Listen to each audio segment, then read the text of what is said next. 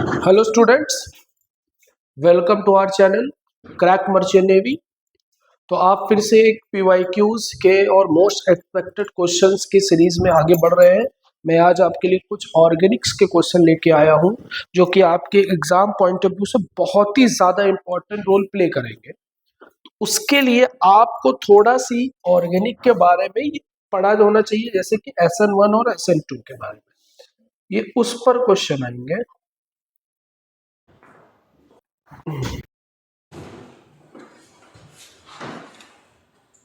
सबसे पहले आज हम पढ़ेंगे SN1 और SN2 रिएक्शन, उस पर हम क्वेश्चंस करेंगे वगैरह। ठीक है, डन करते हैं। ठीक, SN1 एंड SN2 डन। देखिएगा, बात करते हैं SN1 SN2 रिएक्शंस की। SN1 और SN2 का मतलब क्या है भैया? SN1 का मतलब है यूनिमॉलिक्यूलर न्यूक्लियोफिलिक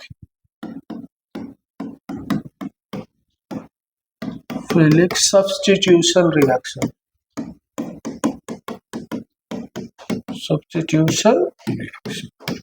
दूसरा बाईमॉलिक्यूलर nucleophilic substitution reaction.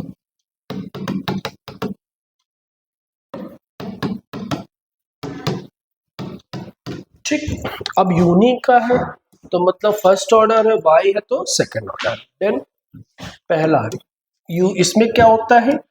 2 step process. 2 step process. ये कैसी है? Single step process. दूसरा, इसमें क्या फॉर्म होता है? Carbocation form. इसमें क्या होता है बेटा? दूसरा पॉइंट, ट्रांजिशन स्टेट फॉर्म्स। तीसरा पॉइंट ROR, मतलब रेट ऑफ रिएक्शन नहीं है, reaction of reactivity of reaction. तो इसमें सबसे ज्यादा कौन पहले रिएक्ट करेगा? थर्ड और प्राइमरी नहीं, टर्सरी, सेकेंडरी है प्राइमरी। और इसके लिए ROR में जाएगा कौन? Primary, then secondary, then tertiary. क्यों जाएगा? Due to stability order of carbocation.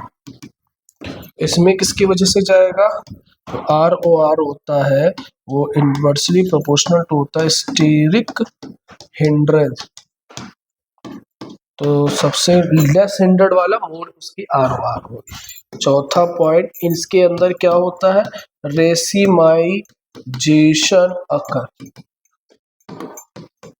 जो इसमें प्रोडक्ट बनते हैं वो रेसिमिक मिक्सचर होते हैं, जो एक दूसरे प्रोडक्ट होते हैं। और इसमें होता है इनवर्जन अकर। तो ये 4 पॉइंट आपको परफेक्टली याद रखने हैं। ठीक, SN1 और SN2 के लिए। ठीक, तो ये SN1 रिएक्शन और SN2 रिएक्शन होती है। न्यूक्लियोफिलिक सब्स्टिट्यूशन का मतलब क्या है? कि कोई न्यूक्लियोफिलिक आएगा और एक न्यूक्लियोफाइल को हटाएगा और उसकी प्लेस पर जुड़ जाएगा। डन। अब हम लोग थोड़ा क्वेश्चंस पे आते हैं।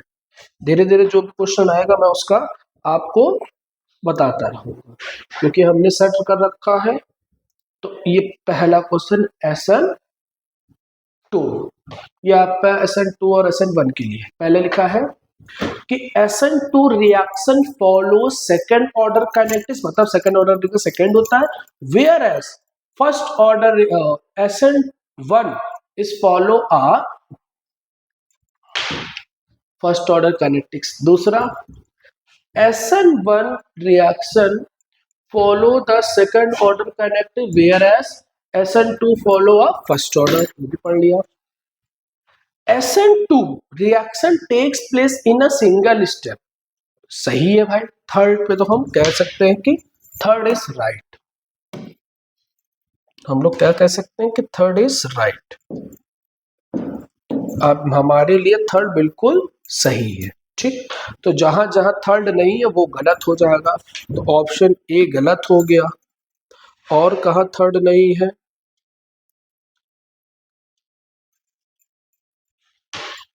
ये भी गलत हो गया, और फर्स्ट और सेकंड में। फिर फोर्थ की बात करते हैं, क्या है fourth? Tertiary alkyl halide are least reactive towards SN2 but we are slow higher reactivity of SN1। ये भी बात बिल्कुल सही है। तो थर्ड और फोर्थ कौन से ऑप्शन में? थर्ड और फोर्थ यहाँ भी, यहाँ देखो सेकंड, यहाँ थर्ड और वन है, क्योंकि वन से कोई लेना देना नहीं, तो आंसर क्या हो जाएगा? डी, क्योंकि वन गलत कह रहा है। SN2 कैसा होता है? फर्स्ट ऑर्डर रिएक्शन, क्योंकि उसमें सिंगल स्टेप है। क्लियर? तो ये पहला आंसर हमारा हुआ SN2 और SN1 के अकॉर्डिंग। क्या ऑप्शन बना हमारा सेकेंड कि SN1 follow a second order kinetics whereas SN2 follow a first order kinetics. SN2 reaction takes place in a single step whereas first order reaction takes place in a two step. Tertiary alkyl halide are least reactive towards the SN2, बात हमने सही बताई, because of carbocation और hysteric hindrance. Next question भी है SN1 और SN2 के regarding. SN2 reaction carried out through a formation of carbocation, बिल्कुल सही बात है, अभी मैंने आपको लिखा रखा। और SN1 reaction follows two step reaction in which first step is a fast and reversible. इसको डाउट में रखते हैं। First step involve the breaking of CR and the obtaining with the solvent halide, ठीक है। फोर्थ क्या लिखा है? SN1 reaction are two step process in which second step is slow and, नहीं ये गलत है। फर्स्ट स्टेप फास्ट होता है, सेकंड स्टेप क्या होता है? स्लो होता है। ये तो यार बात सही कह रहा, मैं गलत बोल रहा हूँ। ठीक, फर्स्ट स्टेप क्या होता है? फास्ट होता है। तो ये भी सही दिख रहा है, ये भी सही दिख रहा है। तो देखो फर्स्ट तो सही है, जहां जहां फर्स्ट नहीं है उसको आप काट दीजिए।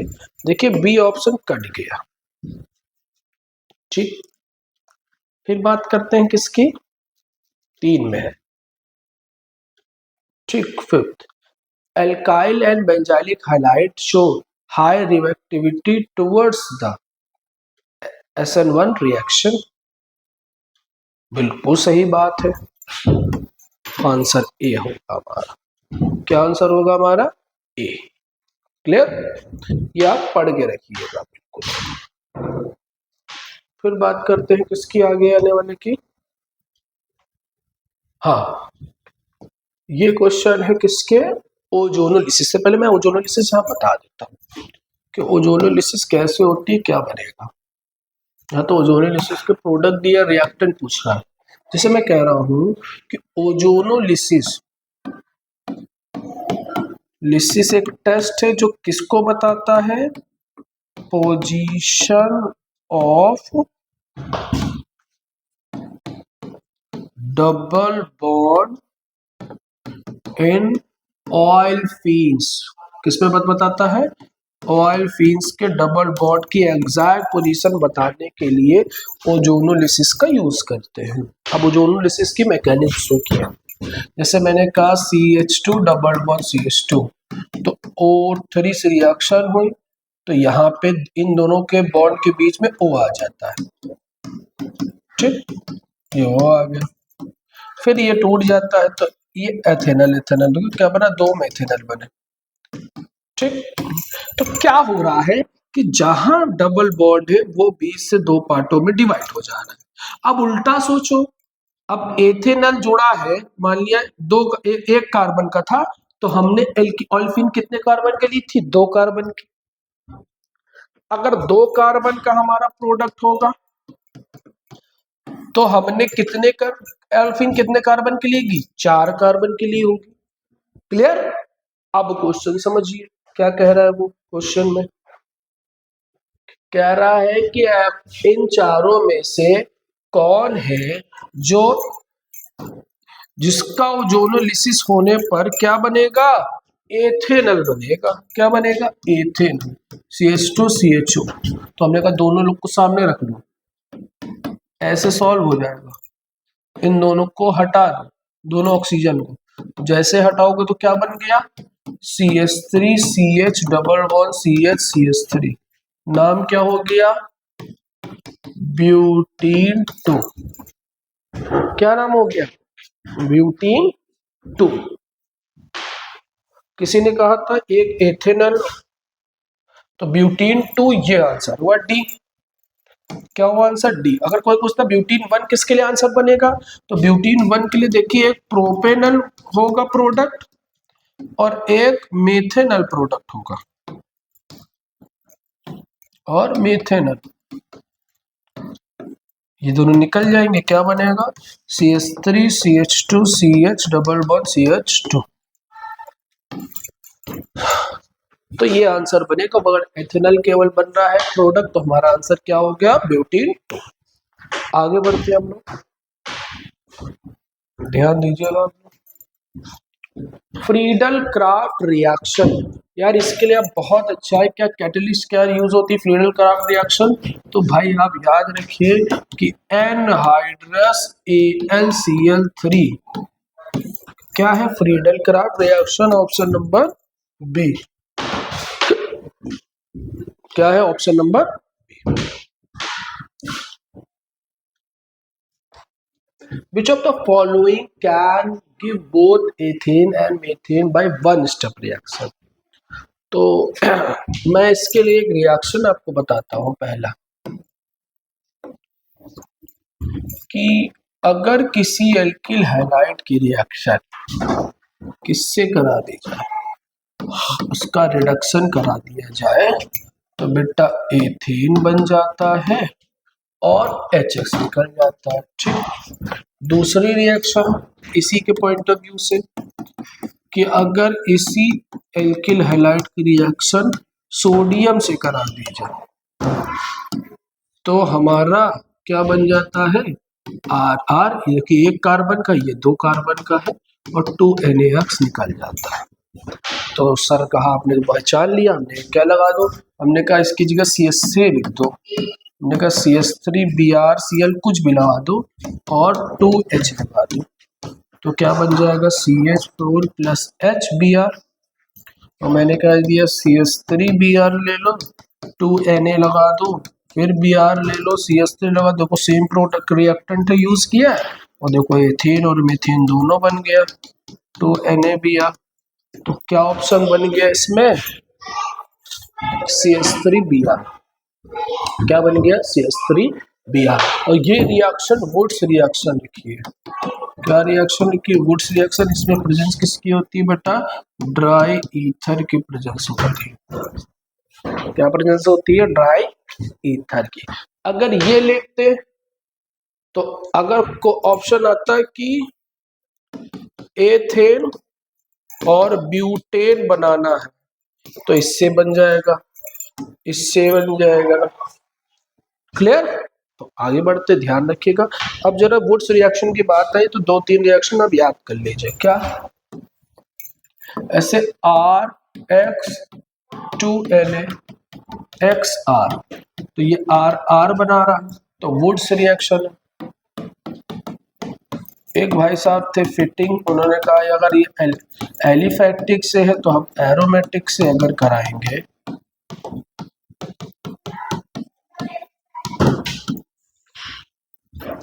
तो इसका नाम भैया फिटिंग होगा। हमने कहा आपने बिल्कुल सही कहा सर, क्या है, मैं 2NaX निकलेगा, यहाँ भी 2NaX निकलेगा, तो कहा एक एक मिला दो, तो उसका नाम वुड्स फिटिंग रख दें, क्योंकि वुड्स ने पहले बताया था, इसलिए वुड्स का नाम पहले लिखा जा रहा है, वुड्स फिटिंग। क्या कहा हमने, कहा R ले लो, Alex plus 2Na plus X ये ले लो, तो देखो भैया वुड्स फिटिंग बन जाएगा।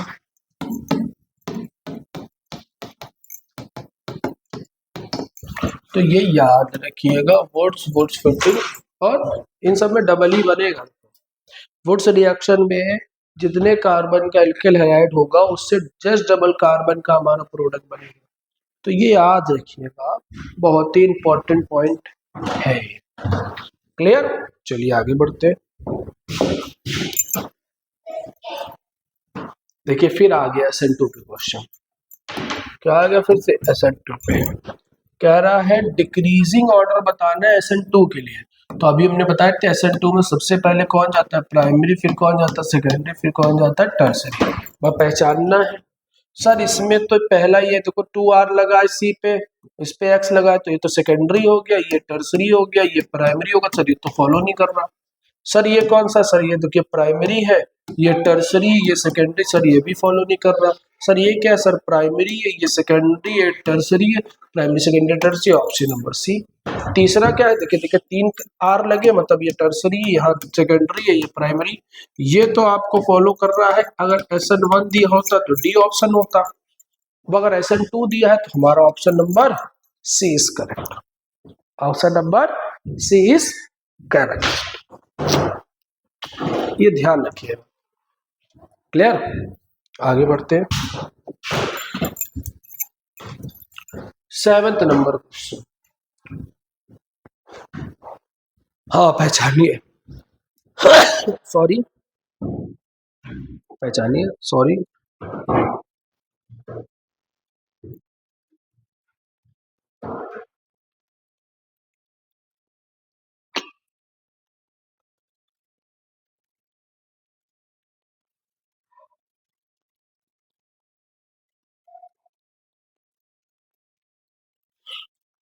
क्या लिखा है? कोई भी एल्किल हैलाइड मेटालिक सोडियम से ड्राई ईथर के उपस्थिति में रिएक्शन करता है तो कौन सी रिएक्शन कहलाती है? अभी जस्ट 1 मिनट पहले पढ़ाया कि वुड्स रिएक्शन। और इसी का एक जुड़वा भाई है कौन? फ्रैंकलैंड। इस सोडियम मेटल की जगह अगर जिंक लिखा होता तो आंसर फ्रैंकलैंड हो जाता। क्या लिखा होता है? जिंक, तो क्या हो जाता बेटा? Frankland. 8th number question. If magnetic movement of this one is net. देखो इसका आंसर हमें पता। देखो मैग्नेटिक मूवमेंट से हम सॉल्व कर सकते हैं। देखो म्यू बराबर फॉर्मूला होता है n+2। अब हमको पता है 5.9, हमको पता है कि 6 के लिए आएगा। आई थिंक सो 6 होगा, तभी आएगा कि क्या आएगा अभी देखो देखते हैं। n+2। अब मैं आपको एक एक करके दिखा दूं, देखिए कैसे दिखा दूं। अगर n की वैल्यू 1 है, n की वैल्यू 2 है, n की वैल्यू 3 है, n की वैल्यू 4 है और n की वैल्यू 5, तो क्या हो गया? 1 इंटू 1 + 2 तो आ गया √3। 2 इंटू 2 + 2 8। 3 इंटू 3 + 2 5 15। 4 + 2 24।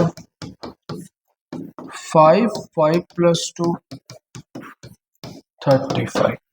अच्छा 3 है तो 1 पॉइंट समथिंग होगा, इसका 2 पॉइंट समथिंग होगा, इसका 3 पॉइंट समथिंग होगा, 9 9, इसका 4 नहीं 5 पॉइंट कितना होगा? 5 पॉइंट समथिंग होगा।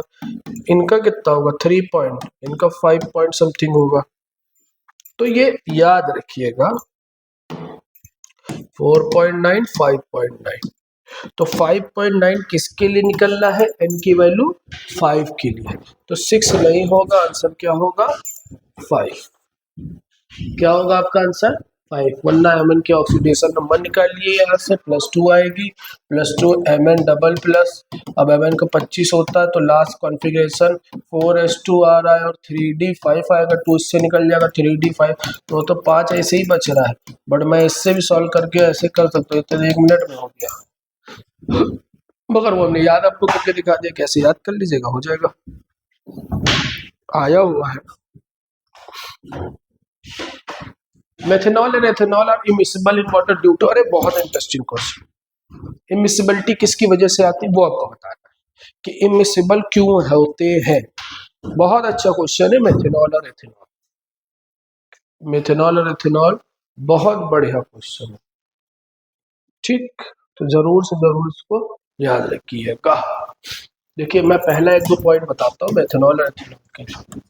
मेथेनॉल, मेथेनॉल को बेटा वुड एल्कोहल कहते हैं और ये क्या होता है, पॉइजन एल्कोहल होता है। इसको पीने से मौत हो जाती है। मेथेनॉल का फॉर्मूला होता है CH3OH, ठीक। फिर होता है एथेनॉल, एथेनॉल का होता है बेटा ग्रेन अल्कोहल, तब ग्रेन मतलब जो से बनता है, इसको ड्रिंकिंग अल्कोहल कहते हैं। और शाम की व्यवस्था इसी को कहते हैं। केवल एक ही अल्कोहल है जो पिया जा सकता है, ड्रिंक किया जा सकता है, वो है, इसका नाम क्या होता है, इसी फॉर्मूला CH3CH2OH। ये दोनों आपस में इमिसिबल क्यों है? कोई भी मिसिबिलिटी होती है किसकी वजह से, बॉन्डिंग की वजह से। किसकी बॉन्डिंग की वजह से?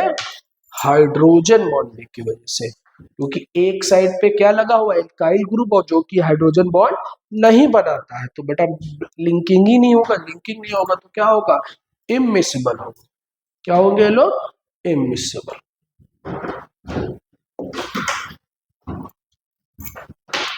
Last question of this class, इस क्लास का लास्ट क्वेश्चन ल्यूकोस टेस्ट। देखो अब इसको एक्सप्लेन भी कर देता हूँ।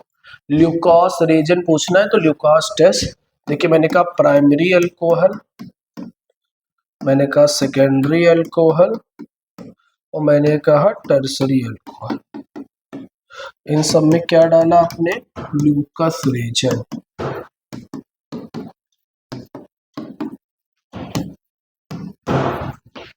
ठीक। इन तीनों में डाला। अगर टर्बिडिटी इमीडिएटली